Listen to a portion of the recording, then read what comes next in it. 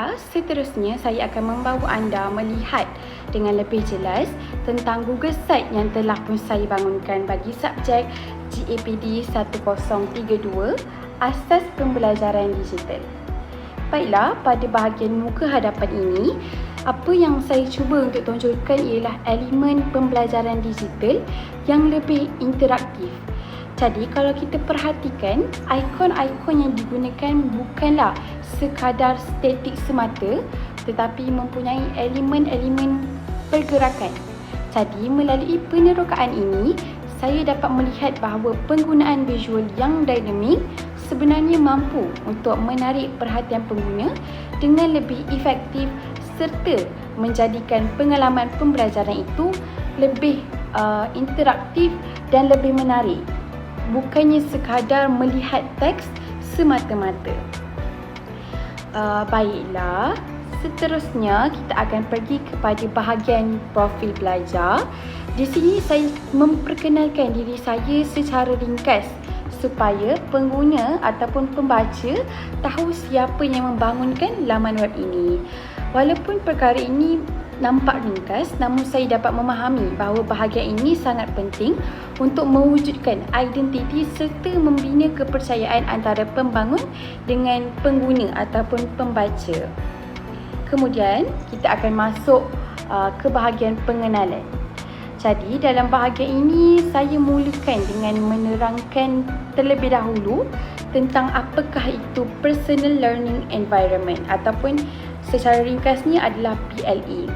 Jadi, PLE ini adalah satu persekitaran pembelajaran yang membolehkan pelajar mengurus dan membina pembelajaran mereka sendiri dengan menggunakan teknologi digital.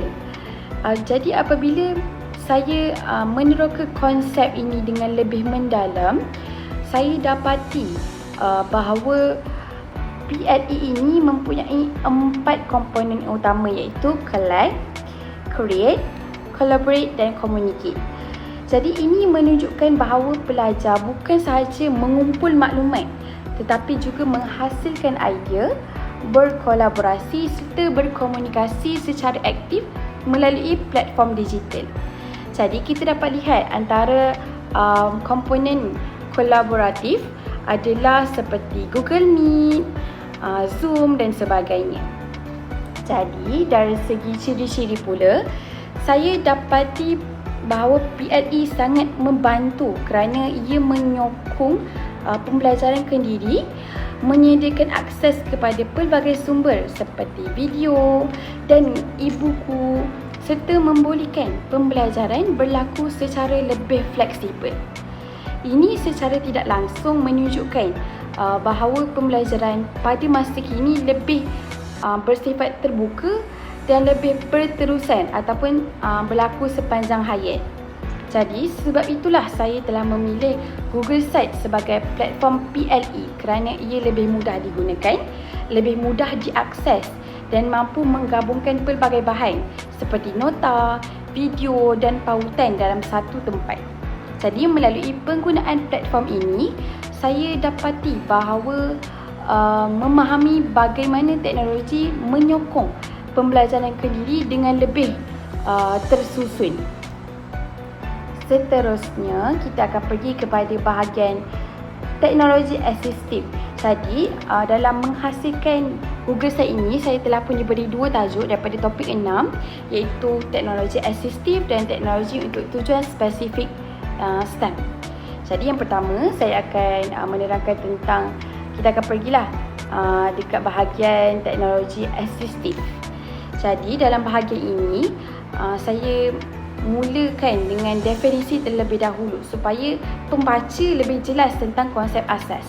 Kemudian saya meneroka perkembangan teknologi ini, saya dapat melihat bahawa pada peringkat awal, teknologi asistif ini lebih kepada alat asas.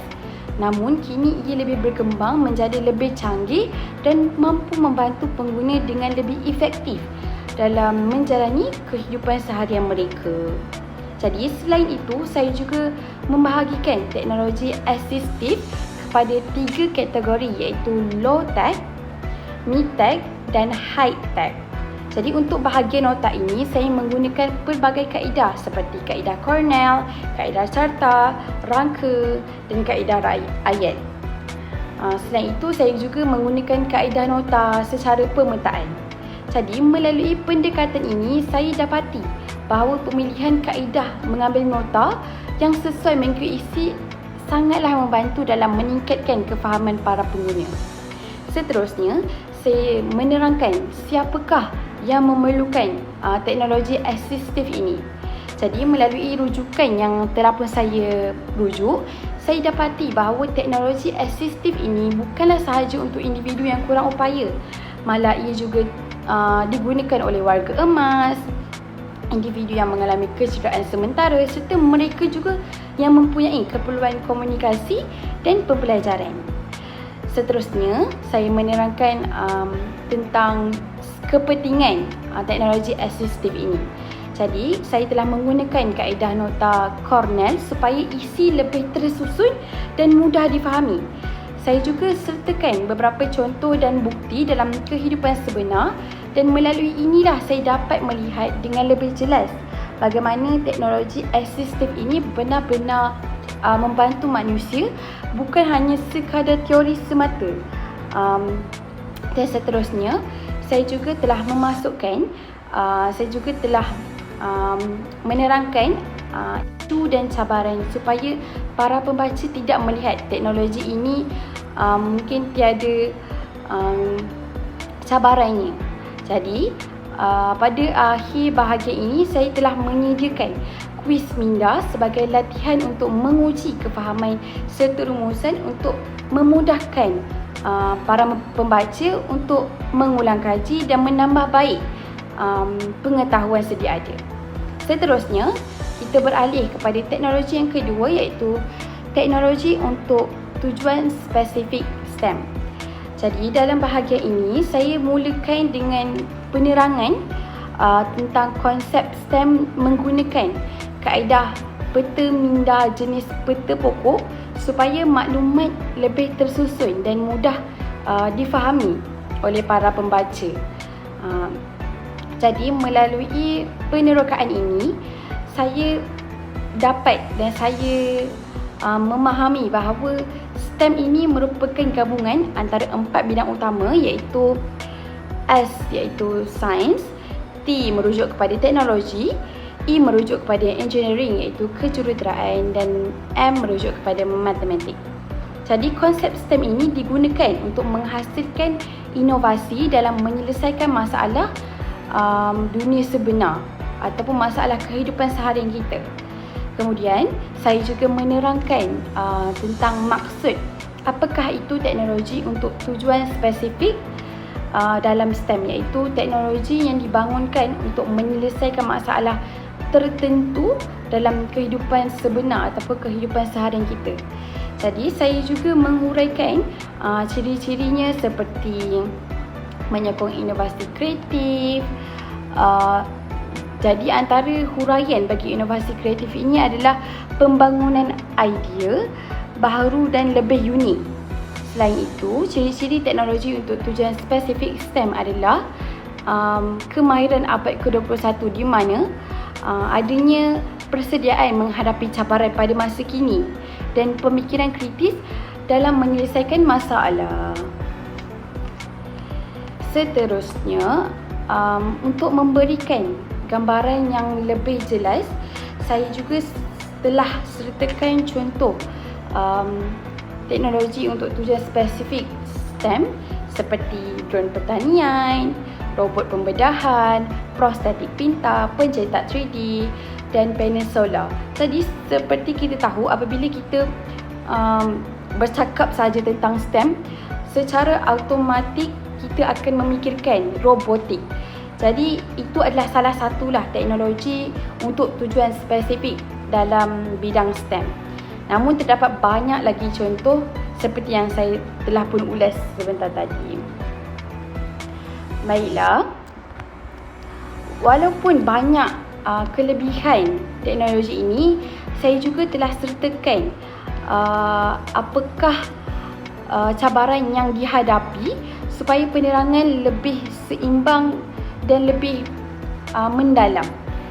Selain itu, saya juga telah menyediakan kuis dalam bentuk buklet.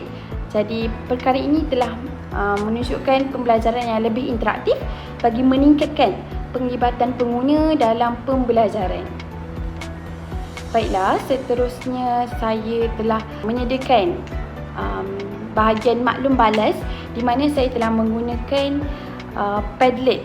Jadi melalui platform Padlet ini saya dapat mengumpul pandangan dan cadangan para pengguna sekaligus dapat membantu saya menambah baik Google Site ini.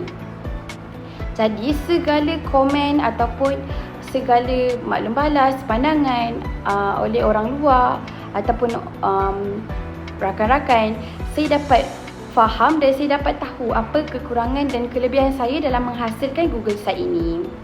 Jadi, akhir sekali pada bahagian refleksi, saya telah kongsikan apa yang saya peroleh sepanjang proses pembangunan Google Site ini dijalankan. Jadi, melalui pengalaman ini, saya dapat memahami dengan lebih mendalam bagaimana teknologi ini boleh digunakan untuk membina pembelajaran yang lebih interaktif dan lebih berkesan. Jadi, pada bahagian rujukan, saya telah sertakan sumber yang sahih bagi memastikan semua maklumat yang digunakan adalah tepat dan boleh dipercayai. Dan saya telah pun menggunakan rujukan dalam bentuk EA7. Jadi, sebagai penutup, melalui pembangunan Google Site ini, saya dapat melihat dengan lebih jelas bahawa teknologi bukan sahaja memudahkan kehidupan seharian dalam pembelajaran, malah berperanan besar dalam membentuk pengalaman pembelajaran yang lebih fleksibel, inklusif dan bermakna. Selarilah dengan keperluan pendidikan pada masa kini.